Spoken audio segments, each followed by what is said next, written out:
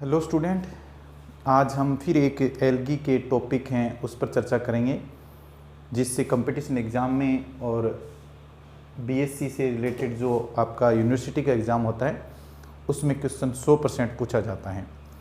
Algae का topic जो है वो थैलस से रिलेटेड हैं, यानी कि थैलस का संगठन एल्गी के अंदर कैसे पाया जाता है, क्योंकि हमने पढ़ा था कि एल्गी जो है वो थैलस रूप में पाई जाती है, सुकाए रूप में पाई जाती है, यानी कि उसका जो शरीर होता है वो थैलस होता है, यानी कि जड़ तनापत्ति में विभेदित नहीं होता। पहले हम इसके बारे में चर्चा कर चुके हैं।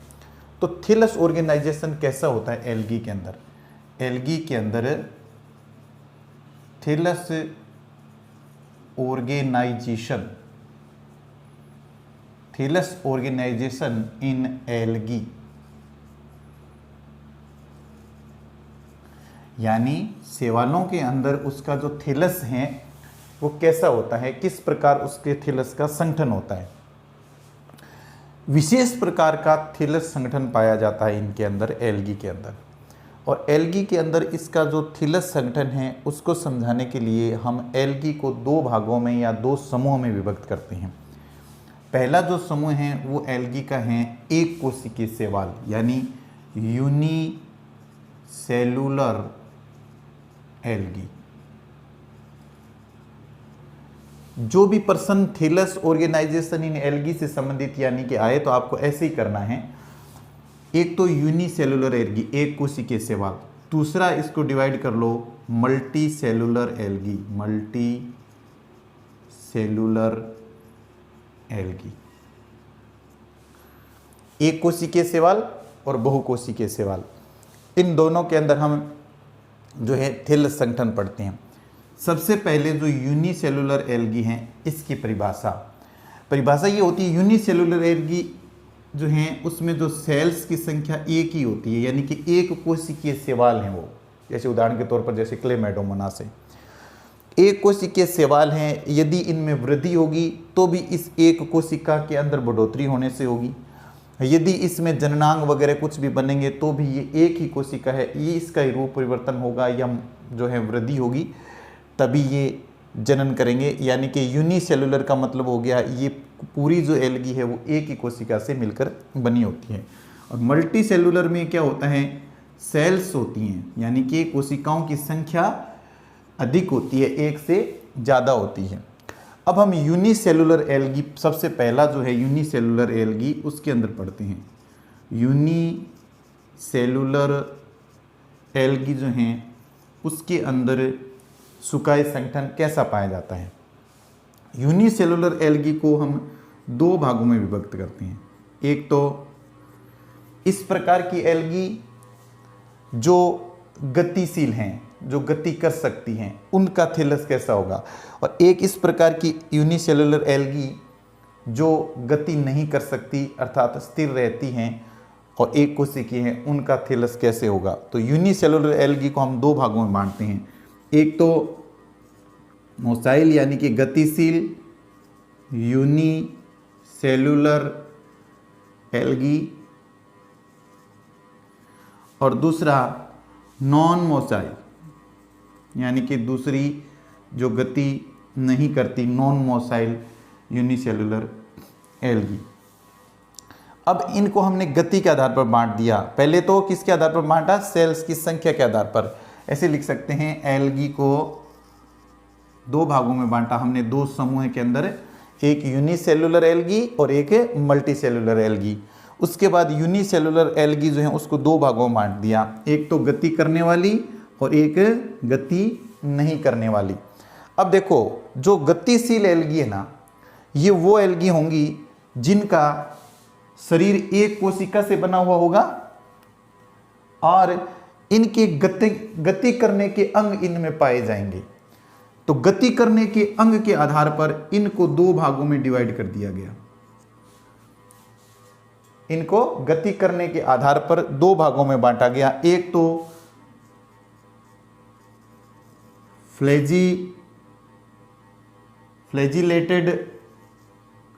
फ्लैजिलेटेड मोसाइल यूनिसेलुलर एल्गी और एक पोडाइल, जिनमें राइजोपोडिया होंगे, राइजोपोडिया होते हैं, वो भी गति करवाते हैं। तो फ्लैजिला जो हैं, जिन एल्गी के अंदर फ्लैजिला पाए जाएंगे उसके हिसाब से वो एल्गी गति करेंगी, और दूसरा जो है उसमें राइजोपोडिया पाए जाएंगे। जैसे हम गतिशील एल्गी की बात करें, जैसे क्लेमाइडोमोनास, तो क्लेमाइडोमोनास हैं, क्लेमाइडोमोनास के ऊपर फ्लैजिला पाए जाते हैं। इसका मतलब क्लेमाइडोमोनास फ्लैजिला से गति करने वाली एक कोशिकीय शैवाल हैं। ठीक है, और भी उदाहरण हैं, जैसे इस पर 2 फ्लैजिला पाए जाते हैं। उसी प्रकार जैसे यूग्लेना, यूग्लेना भी एक कोशिकीय फ्लैजिला के द्वारा गति करने वाली शैवाल हैं। तो इनका शरीर क्या है, एक कोशिकीय हैं, गतिशील हैं, और गति किससे होती हैं, फ्लैजिला से होती हैं, क्लेमाइडोमोनास और यूग्लिना में। ये गतिशील एल्गी जो हैं, और हमने बताया कि नॉन मोसाइल एल्गी हैं। ये गतिशील तभी हैं तब इनमें या तो फ्लैजिला हैं या फिर राइजोपोडिया हैं, या तो फ्लैजिला हैं या फिर राइजोपोडिया हैं, इनके द्वारा ही गति करती हैं।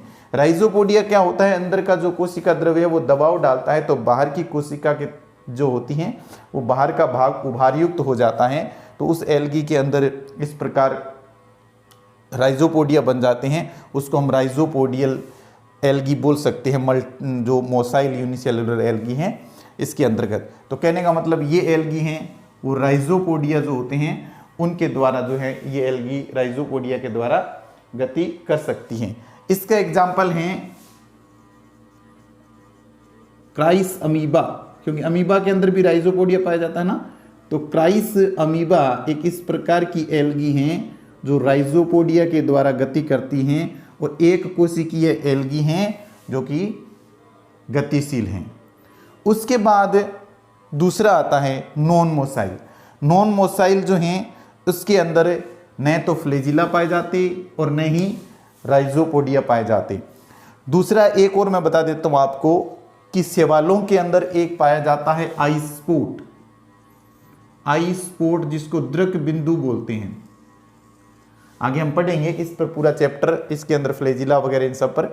तो आइस्पोट जो होता है ना वो भी इनमें नहीं पाया जाता। इसका मतलब जो गतिशील है वो फ्लैजिला या राइजोपोडिया के द्वारा करेंगी, साथ में दिशा का ज्ञान जो है वो आइस्पोट या दृक बिंदु जो होता है उसके द्वारा करती हैं। तो जो गतिशील एल्गी हैं उनमें फ्लैजिला या राइजोपोडियल या राइजोपोडिया या फिर आइस्पोट पाया जाएगा।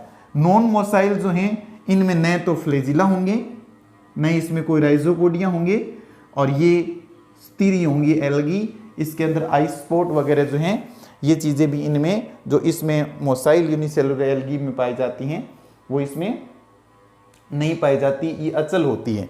अचल जो एल्गी हैं उसके 2 उदाहरण हैं हमारे पास। एक तो स्पाइरुलिना,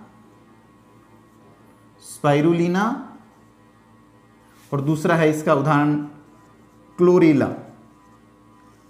क्लोरेला और स्पाइरुलिना एक ऐसी शैवाल हैं जो कि एक कोशिकीय शैवाल हैं और गति नहीं करती हैं। ये स्पाइरुलिना और क्लोरेला दोनों ही बहुत ही अच्छे। स्पाइरुलिना जो हैं इसमें बहुत अधिक मात्रा में प्रोटीन पाया जाता है, और क्लोरेला जो हैं इसमें भी प्रोटीन पाया जाता है। ये अच्छे प्रश्न बनते हैं स्पाइरुलिना और क्लोरेला। अंतरिक्ष यात्री जो हैं वो क्लोरेला का यूज़ करते हैं, अंतरिक्ष में जाते हैं तब क्लोरेला को खाते हैं। स्पाइरुलिन नाम का जो है कैप्सूल प्रोटीन के रूप में मिलता है बाजार में, स्पाइरुलिना से स्पाइरुलिन जो मिलता है स्पाइरुलिना।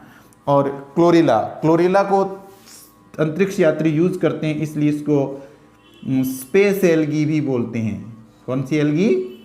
स्पेस एल्गी भी बोलते हैं, यानी कि अंतरिक्ष का शैवाल क्लोरेला और स्पाइरुलिना जो हैं, और क्लोरेला दोनों के अंदर प्रोटीन की मात्रा भी पाई जाती है। चलो वापस चलते हैं उसी पर कि जो नॉन मोसाइल यूनिसेलुलर एल्गी कौन कौन सी हैं? स्पाइरुलिना और क्लोरेला। और मोसाइल कौन कौन सी हैं? जो राइजोपोडिया के द्वारा गति करेगी क्राइस अमीबा, और जो फ्लैजिला के द्वारा आइसपोर्ट के द्वारा गति करेगी वो क्लेमाइडोमोनास या यूग्लिना होती है। उसके बाद हम मल्टी सेलुलर एल्गी पर चलते हैं।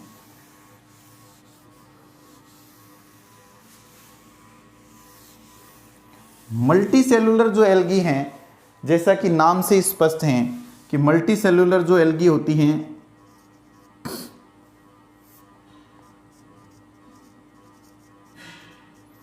मल्टी सेलुलर एल्गी, ये एल्गी एक कोशिका से कई कोशिकाएं इसमें बनती हैं। कई कोशिकाएं एक साथ बन करके जुड़ करके और एल्गी का निर्माण करती है, उसको हम मल्टी सेलुलर एल्गी कहते हैं। कहने का मतलब इनका शरीर जो है वो एक कोशिका से न बन करके बहुकोशिकीय होता है, बहुत सारी कोशिकाओं से मिलकर के बना होता है। इसके अंदर भी जो थैलस है वो कैसे बनाते हैं, इस मल्टी सेलुलर जो एल्गी हैं उसमें थैलस कई तरह से बनते हैं। कुछ तो जो हैं, पहला जो भाग है वो तो है कोलोनियल, निवेह रूप से कोलोनियल बनाएंगे, कॉलोनी का निर्माण करेंगे, यानी कि कई जो हैं कोशिकाएं एक साथ मिलकर के और इस प्रकार की संरचना का निर्माण करेंगे, इस प्रकार के थैलस का निर्माण करेंगे जिसमें इनकी जो कॉलोनी जो बनती है ये निश्चित संख्या के अंदर इसके अंदर पाई जाती हैं कोशिकाएं। तो कोशिकाओं की संख्या और आकार जिसके अंदर निश्चित होता है वो बनाएंगी कॉलोनी।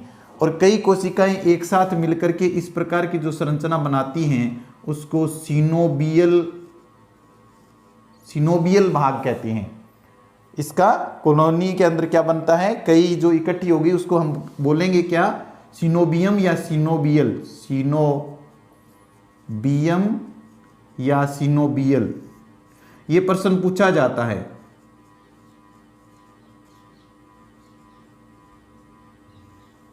कई जो कोशिकाएं हैं निश्चित संख्या के अंदर कई कोशिकाएं एक साथ मिलकर के कॉलोनी बना लेती हैं, उसको क्या कहते हैं, सिनोबियल कहते हैं। ये जो सिनोबियल है या कॉलोनी है ये दो तरह से बनती हैं, इसके भी दो भाग हैं।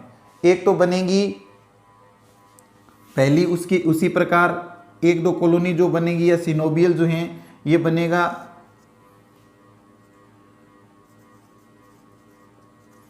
नॉन मोसाइल सिनोबियल, एक तो बनेगा नॉन मोसाइल सिनोबियल, दूसरा जो है वो बनेगा मोसाइल सिनोबियल। इसका मतलब ये जो हैं ये गतिशील सिनोबियल है और ये इस प्रकार का सिनोबियल है जो गति नहीं करता है। हम इसमें सबसे पहला पढ़ रहे हैं कॉलोनी के अंदर। तो जो अगतिशील सिनोबियल हैं इसके अंदर एक स्थिर पाई जाएंगी वो एल्गी, लेकिन एल्गी जो हैं निवेह रूप में पाई जाएंगी और इनकी जो संख्या जो होती है, कॉलोनी जो होती है ना, कॉलोनी के अंदर जो एल्गी होती हैं उनमें कोशिकाओं की जो संख्या होती है वो निश्चित होती है, ये आपको ध्यान रखना है, निश्चित संख्या में होती हैं। और जो नॉन मोसाइल होते हैं उनकी संख्या निश्चित होती है, यानी कि 2 या 2 से अधिक होते हैं लेकिन इनकी संख्या निश्चित होती है, वो गति नहीं करते। इसका एग्जाम्पल है हाइड्रोडिक्टियन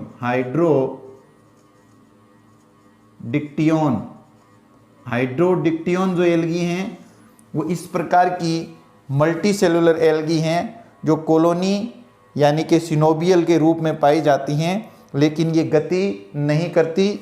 और इसमें हम संख्या लिख सकते हैं 2 से अधिक या 5 से 10 की कोशिकाएं जो होती हैं निश्चित संख्या। ये तो आपको ध्यान ही रखना है कि संख्या इसमें कॉलोनी जो होती है उसमें संख्या निश्चित होती है। तो इसमें कितनी होती है, 5, 10, 15 ऐसे, मान लो 5 से 10, 15 तक की संख्या नॉन मोसाइल में हाइड्रोडिक्टियन में पाई जाती है।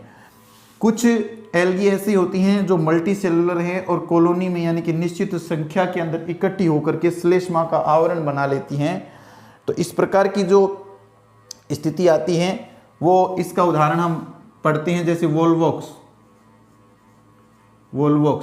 तो वोल्वोक्स मोसाइल सिनोबियल मल्टी सेलुलर एल्गी हैं।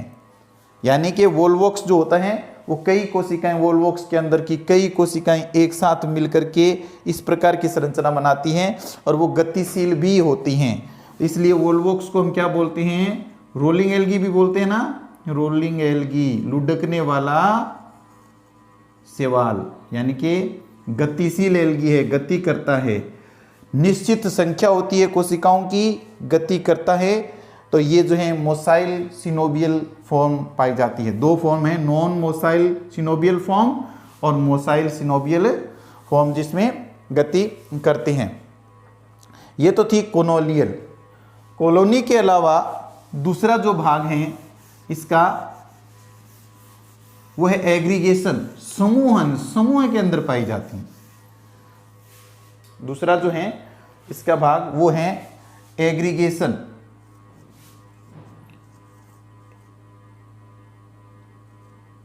एग्रीगेशन, एग्रीगेशन होता है समूहन, कॉलोनी होता है निवह और एग्रीगेशन होता है समूहन। यानी कि समूह के अंदर इस प्रकार पाए जाएंगे। कॉलोनी के अंदर जो है उनकी जो संख्या थी वो निश्चित थी। एग्रीगेशन जो होता है उसमें संख्या निश्चित नहीं होती, चारों तरफ से जो है और संख्या और बढ़ती जाती है, चारों तरफ से श्लेष्मा का आवरण जो होता है उसके ऊपर पाया जाएगा। जैसे मान लीजिए एक कोशिका है, एक कोशिका फिर वृद्धि करती गई और कोशिकाएं विभाजन होती गई, बहुत सी ऐसी कोशिकाएं बन गई। तो कोशिकाओं की जो संख्या जो है इसमें कोई निश्चित नहीं है। कॉलोनी के अंदर कोशिकाओं की संख्या निश्चित थी, इसके अंदर कोशिकाएं जो हैं उसकी संख्या निश्चित नहीं है और इनके चारों तरफ इस प्रकार का आवरण जो है ना, आवरण पाया जाता है। तो इस प्रकार जो एल्गी हैं वो समूह के अंदर एल्गी बन पाई जाती है, वो एग्रीगेशन कहलाता है। एग्रीगेशन दो अवस्थाएं पाई जाती है। एग्रीगेशन में एक तो अवस्था होती है जिसको ऐसी जो कंडीशन बन जाती है उसको कहते हैं पोलमेलॉइड, पोलमेला स्टेज। यानी इस प्रकार एल्गी जो अनिश्चित आकृति की कई एक साथ कोशिकाएं इकट्ठी होकर के चारों तरफ से इस प्रकार गिर जाती हैं, यानी कि समूह बना लेती है, एग्रीगेशन हो जाता है, उसको पोलमेलॉइड बोलते हैं। पोलमेलॉइड, ये प्रश्न पूछा जाता है, जरूर आएगा इससे रिलेटेड क्वेश्चन। ऐसे पूछते हैं पोलमेला अवस्था क्या है, पोलमेला अवस्था या पालमेला अवस्था क्या है, पोलमेला, ये प्रश्न पूछा जाता है, पालमेला या पोलमेला अवस्था क्या है। तो आप क्या कहोगे, बहुकोशिकीय शैवालों के अंदर समूहन होता है। समूहन या एग्रीगेशन के दौरान बहुत सारी कोशिकाएं, अनिश्चित संख्या के अंदर कोशिकाएं एक श्लेष्मा की झिल्ली के अंदर इकट्ठी हो जाती हैं, वो पोलमेला शैवाल के समान दिखती हैं, इसलिए इस अवस्था को हम पोलमेला अवस्था या पोलमेला स्टेज या पोलमेलॉइड फॉर्म बोलते हैं, पोलमेलॉइड फॉर्म बोलते हैं। ये अवस्था किस में पाई जाती है, यदि इसके एग्जाम्पल की बात करें तो ये अवस्था पाई जाती है टेट्रास्पोरा में। टेट्रास्पोरा जो एल्गी हैं, टेट्रास्पोरा जो एल्गी हैं उसके अंदर ये कंडीशनें पाई जाती हैं जिसके अंदर ये एग्रीगेशन जो समूह की हम बात कर रहे हैं वो। दूसरा समूहन इस प्रकार का हो कि ये तो गोलाकार या ऐसे मान लीजिए इस प्रकार की कंडीशन है। कुछ समूहन ऐसा हो सकता है डेंड्रोइड,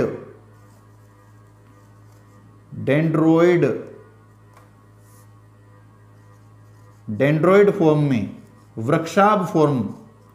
इसमें क्या होता है कि कई कोशिकाएं जो हैं वो इस प्रकार जुड़ती हैं, जैसे ये एक सेल है आधार से, उसके बाद एक सेल जुड़ी, फिर सेल जुड़ी, फिर सेल जुड़ी, इधर भी जुड़ी, इधर भी जुड़ती गई, इधर भी जुड़ती गई। तो ऐसे लगता है कि जैसे वृक्ष जैसी संरचना बना लेती है एल्गी।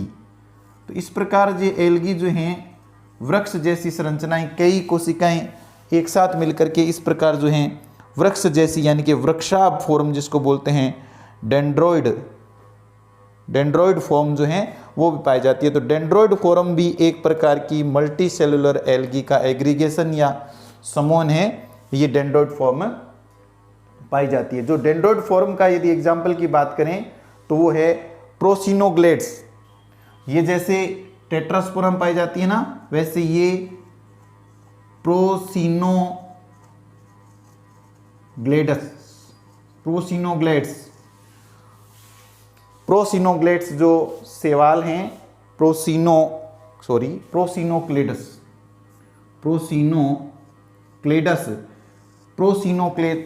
जो सेवाल हैं वो एक प्रकार का मल्टी सेलुलर एल्गी हैं जिसके अंदर एग्रीगेशन यानी कि समूहन पाया जाता है। किस प्रकार का समूहन है?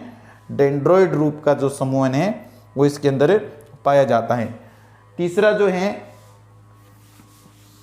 दूसरा एग्रीगेशन या समूहन पढ़ लिया, दो तरह का समूहन, ओमेलॉइड फॉर्म और डेंड्रॉइड फॉर्म।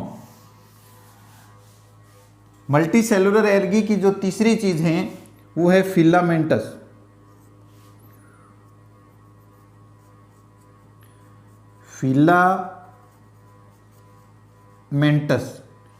हम क्या पढ़ रहे हैं? हम पढ़ रहे हैं मल्टी सेलुलर एल्गी का थैलस कैसे बनते हैं। हम कॉलोनी पढ़ ली, कॉलोनी दो प्रकार की बनी, गतिशील और अगतिशील कॉलोनी। उसके बाद हमने एग्रीगेशन पढ़ा, एग्रीगेशन भी दो तरह से बना, पोमेला स्टेज और डेंड्रॉइड स्टेज। उसके बाद फिलामेंटस की हम बात करें तो फिलामेंटस भी दो तरह के बनते हैं। एक तो बनते हैं नॉन ब्रांच्ड